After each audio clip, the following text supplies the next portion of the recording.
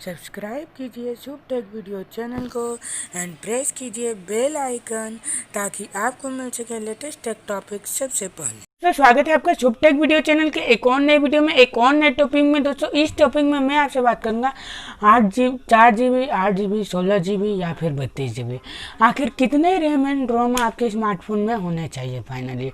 तो दोस्तों चलिए इस टॉपिक को शुरू करते हैं और इस वीडियो में इसी के बारे में हम डिस्कस करें।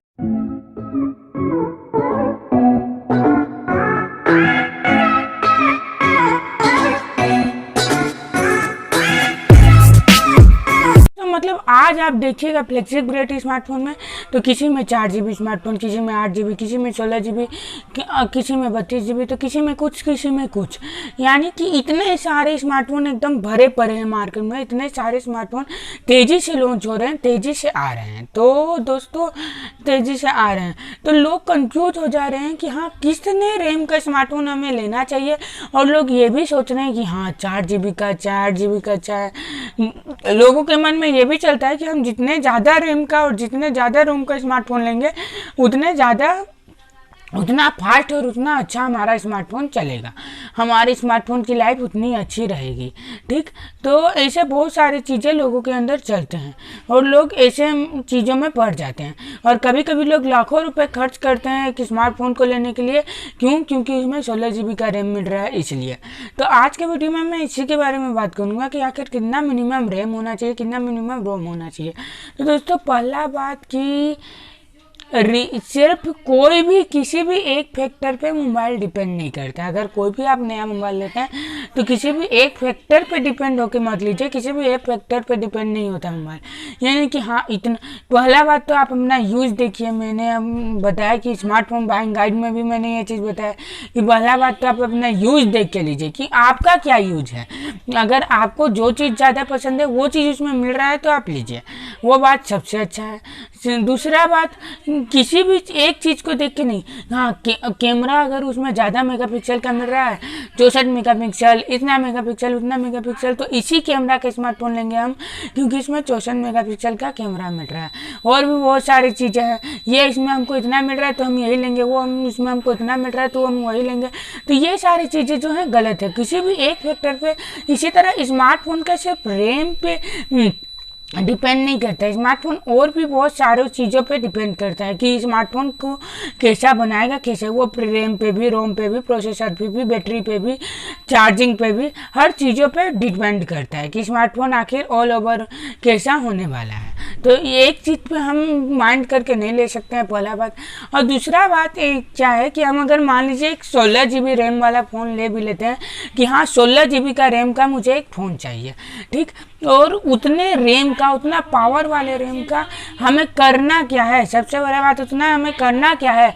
रैम का नॉर्मली काम क्या होता है कि उसमें बैकग्राउंड में जो एप्लीकेशन रन करते हैं वो एक साथ ज़्यादा से ज़्यादा एप्लीकेशन को रन कर पाए। रैम का बस दैट सिंपल, रैम का बस इतना ही काम होता है।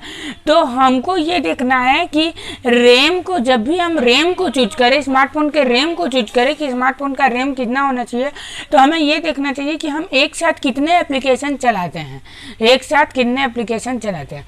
अगर आप एक साथ बहुत सारे गेम चलाते हैं, जैसे कि अगर आप एक साथ PUBG चलाते हैं, कॉल ऑफ ड्यूटी चलाते हैं, इस तरह के एवेंजर्स, ऐसे बहुत सारे जो हार्ड गेम हैं, इस तरह एक साथ 3 4 5 6 हार्ड गेम चलाते हैं, तब आपका रैम होना चाहिए पावरफुल। इसमें कोई 8GB का रैम होना चाहिए, 16GB का रैम होना चाहिए, इसमें कोई भी शंका नहीं है। लेकिन अगर आप एक नॉर्मल यूजर है, आप स्मार्टफोन यूज करते हैं एक नॉर्मल वे में, आप उसमें नॉर्मल चीज़ें करते हैं, जैसे व्हाट्सएप चलाना हो गया, जैसे फेसबुक चलाना हो गया, जैसे नॉर्मली एक आध गेम खेलना हो गया, तो नॉर्मल चीज़ें हैं अगर, तो 4 से 6GB का अगर आपका रैम है, मिनिमम 4GB मैक्सिमम 6GB का रैम है आपका, तो कोई दिक्कत नहीं है, आप आराम से उसमें कंबाइंड कर सकते हैं, कोई दिक्कत नहीं होगा। अब दूसरा चीज़ आ जाता है रोम का। रोम को भी इसी रूप में आपको देखना है। रोम को भी जब आप देखें तो इसी रूप में आपको देखना है कि रोम क्या है, यानी कि रोम को भी इसी आधार पे देखना है कि हमें कितनी स्टोरेज की ज़रूरत है, कितनी स्टोरेज की ज़रूरत है, यानी कि हम कितने चीज़ अपने स्मार्टफोन में एक साथ स्टोर करके रखते हैं, कितने फ़ोटोज़, कितने वीडियोज़, कितने गेम्स, कितने और भी चीज़ आप एक साथ स्टोर करके रखते हैं। तो आपको देखना है, उस हिसाब से आप कैलकुलेशन कीजिए और उस हिसाब से स्टोरेज लीजिए। तो मेरे हिसाब से अगर मैं एक मोटा मोटा कैलकुलेशन करूं और बताऊं तो सबका व्हाट्सएप वीडियो और ये लेके मैं सब बताता हूं। व्हाट्सएप वीडियो हो गया, एप्लीकेशन हो गया, फोटोज़ हो गया, इन सभी चीज़ों को लेके मिनिमम रोम जो है आपका होना चाहिए 64 GB, 64 GB और मैक्सिमम होना चाहिए आपका 128 GB। Minimum 64 GB, maximum 128 GB। अगर आप इन दोनों के रेशियो में ले रहे हैं तो मेरे हिसाब से बहुत अच्छा होगा। ठीक, दूसरा बात क्या है कि एक और चीज़ होता है रैम और रोम को देखने का। सिर्फ जीबी के आधार पर नहीं देखना चाहता है कि हाँ इतना जीबी का, इतना जीबी का, इतना जीबी का, इतना जीबी का, ये नहीं। जैसे कि हम स्टोरेज देख रहे हैं तो स्टोरेज किस मॉडल का, जैसे अभी रैम, तो रैम LPDDR4 का है, LPDDR4.0 का है, तो ये पता चलता है नए जनरेशन का है, तो इससे रैम बहुत अच्छा रहेगा। ठीक, ये भी देखना पड़ता है कि रैम किस जनरेशन का है।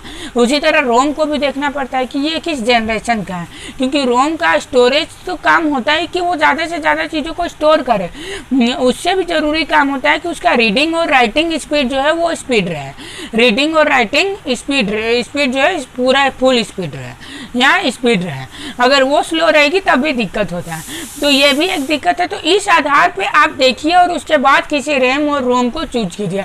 बस जीबी के आधार पे कि 16 GB का रैम है, 32 GB का रैम है, तो मेरा स्मार्टफोन में हम क्या से क्या कर लेंगे, इस आधार पे कभी भी स्मार्टफोन नहीं लीजिए। स्मार्टफोन लीजिए तो इन सभी चीज़ों का अच्छे से आकलन करके लीजिए। और भी जानकारी अगर आपको इस बारे में चाहिए, रैम, रोम, कैमरा और भी बहुत सारी चीज़ों के बारे में आपको जानकारी चाहिए, तो मैंने एक बताया है कि अगर आप एक नॉर्मल यूजर्स है तो आपके लिए कितने रैम होने चाहिए, कितने रोम होने चाहिए, कितने मेगापिक्सल का कैमरा होना चाहिए, कितना mAh का बैटरी होना चाहिए, कितना वोट का चार्जर होना चाहिए, ये सारे चीज़ें मैंने बताया स्मार्टफोन बाइंग गाइड में।